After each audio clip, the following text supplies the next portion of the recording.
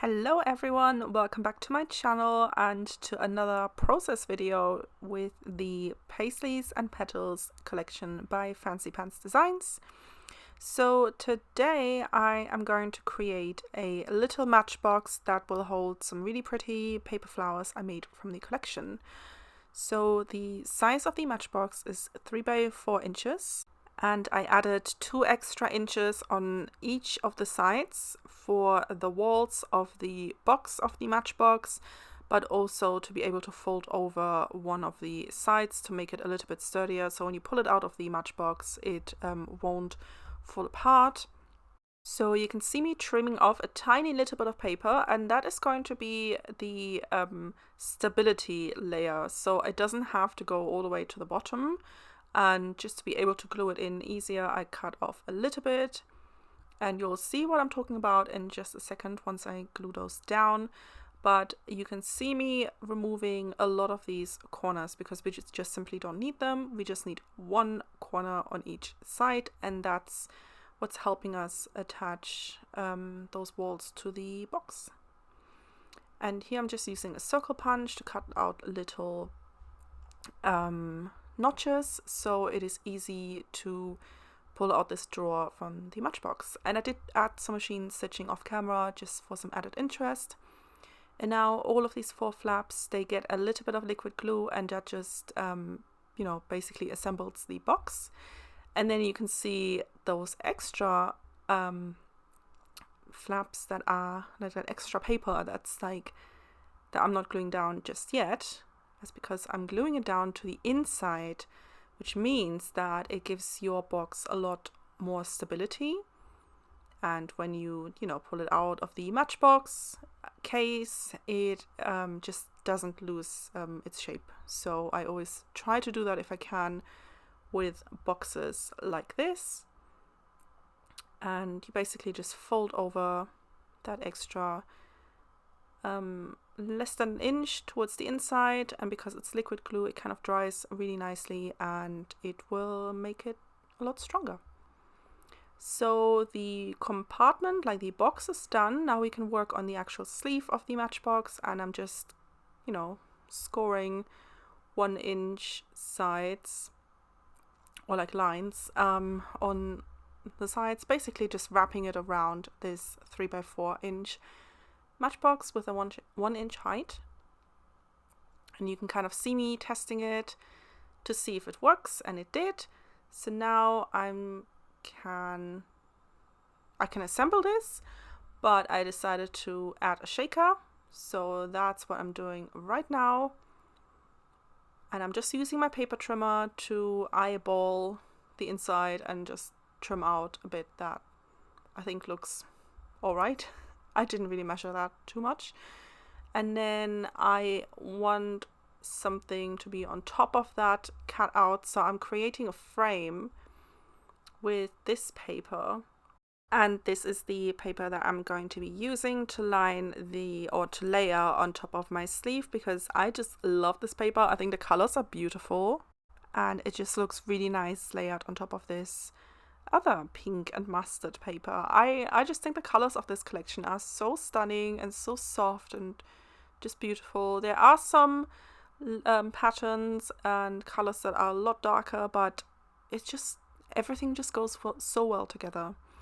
So you can see me cutting the inside out of this one, so that basically creates the frame. It's a little bit bigger than the inside frame, if that makes sense. Like it kind of overlaps just a little bit.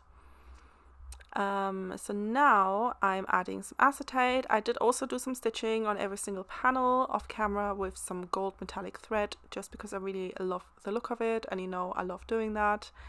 And now I can assemble the sleeve, and this is such an easy project, but I just love making them because they're so cute and they can hold lots of like handmade things that we create or anything that we want to send in Happy Mail. So here I am just gluing down those layers of paper, and by doing that with liquid glue you also give that box a little bit more stability. And yeah, it just looks really nice and finished.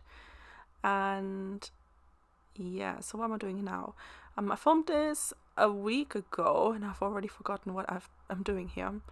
So I think now it's time for the shaker. I'm using these 1/8 of an inch foam strips. They are from scrapbook.com. I love them. You can use them to turn anything into a shaker.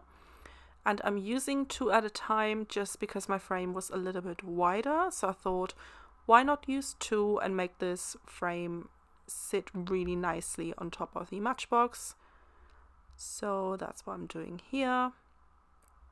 And these foam strips, they're just so good. I've been using them for like 3 years. Oh, and you saw me wiping some dust off the acetate with my sleeve. And I'm just using this sequin mix here. This is from my stash. I made this a while ago. And I think I decided to use everything because why not? It does have some jemmies as well, and I was worried they would be a little bit too high and they wouldn't shake around, but they're actually fine. So I'm happy with how this turned out. And now I'm adding a bit of liquid glue to the foam because I just want to make sure that this is glued down properly and it will not fall apart, and I just don't want my sequins to escape. So almost done with the Matchbox. Now we can just add a little bit of glue to that one tab and glue our Matchbox together, and then we can decorate. So the actual box is done, so we can do some embellishing, and I kept it really simple. I just added a couple of bits to the top of the Matchbox just because I wanted you to be able to see the sequins and kind of peek through them and see that it's going to be filled with lots of paper flowers that I made using this collection as well. I think they turned out so beautiful.